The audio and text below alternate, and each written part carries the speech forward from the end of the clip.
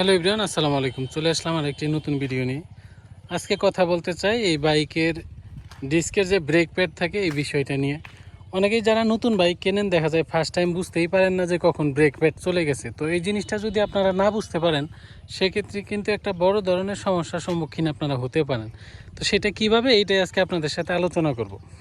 তো এই যে দেখেন, এইটা হলো আমার ব্রেক প্যাড। তো এই যে এটার ভিতরে দুইটা ব্রেক প্যাড থাকে, আপনারা জানেন যে যেটা এই যে ডিস্কের মধ্যে যে এরকম চাপ দিয়ে ধরে তারপরে কিন্তু এই ব্রেকিংটা হয়ে থাকে। এটা থাকে মূলত এই যে এইখানে, এটার ভিতরে দুইটা ছোট ছোট ব্রেক প্যাড থাকে, এতটুকু দুই সাইডে লাগানো থাকে। আর সেই দুইটা দিয়েই কিন্তু এইভাবে চাপ দিয়ে ধরে এই যে এখানে ডিস্কের মধ্যে। তো তারপরে কিন্তু ব্রেকিংটা হয়। তো অনেকেই বুঝতে পারেন না যে এই ব্রেক প্যাডের মানে একদম ক্ষয় হয়ে গেলে তখন আপনারা বুঝতেই পারেন না, যার কারণে কিন্তু দেখা যায় যে এইখানে লোহার সাথে ঘর্ষণ লেগে ডিস্কটা কিন্তু হয়ে যায়, একদম ক্ষয় হয়ে যায়, পরে আর ব্রেক ভালোভাবে ধরতে চায় না। তো এটা কীভাবে বুঝবেন? আপনি দীর্ঘদিন বাইক চালানোর পরে দেখা যায় মোটামুটি এই সামনের ব্রেকটা সব থেকে আগে ক্ষয় হয়, পরে পিছনেরটা ক্ষয় হয়। তো এটা আপনি 9 থেকে 10,000 কিলো চালানোর পরেই দেখবেন যে আপনার বাইকের এখানে সাউন্ড করতেছে, মানে ঠোঙ্গা অথবা খেটের এই টাইপের কিছু যদি আপনার পলি টাইপের বাইজা থাকে, একটা দেখবেন যে লোহার সাথে লোহার ঘর্ষণ লাগলে যেরকম সাউন্ড হয়, তো সেরকম সাউন্ড হচ্ছে।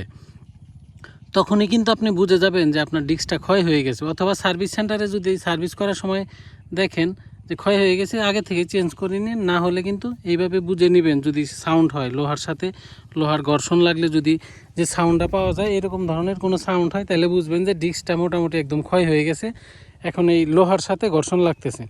তো সেক্ষেত্রে আপনার এরকম ফার্স্ট দিন যেই দিন হবে ওই দিনই কিন্তু আপনারা এই ডিস্কের ব্রেক প্যাডটা চেঞ্জ করে ফেলবেন।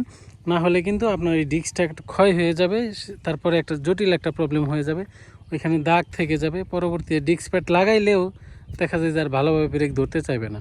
তো এই বিষয়টা আপনারা কিন্তু সকলেই মাথায় রাখবেন, তা না হলে আপনারা একটা প্রবলেমে পড়ে যাইতে পারেন। পরে দেখা যায় ওই ডিস্কের প্লেটটাই আপনার চেঞ্জ করতে হবে, এটার দাম প্রায় 3 থেকে 4,000 টাকা মেবি। তো সকলেই সাবধান, যারা নতুন বাইক কেনেন এরকম কোনো সাউন্ড হইলে আগে ডিস্কের প্যাডটা চেক দিবেন যে এটা পুরোপুরি ক্ষয় গেছে কিনা।